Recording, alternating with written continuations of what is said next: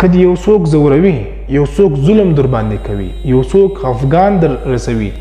یو څوک دوکه درله درکوي، یا هر څه دې بایللي وي،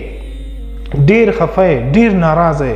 او ډېر پریشانه یې، نو دغه یو وظیفه دا د قرآن یو آیت دغه وظیفه په دې ترتیب سره وکړه چې زه درته وایم الله رب العزت به د زړه خفګان لرې کړي. چې څومره دوکه چا درله درکړې الله رب العزت به هغه کس تباه او برباد کړي.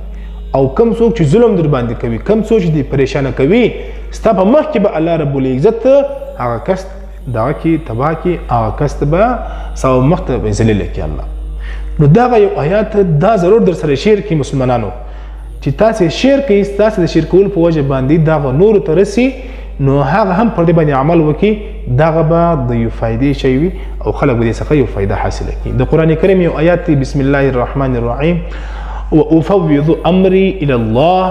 ان الله بصیر بالعباد. سل وارې په ورځ کې وایه، 11 واره درود شریف په اول کې، 11 واره په اخر کې، دغه پیغام ضرور د سره نشر کړي.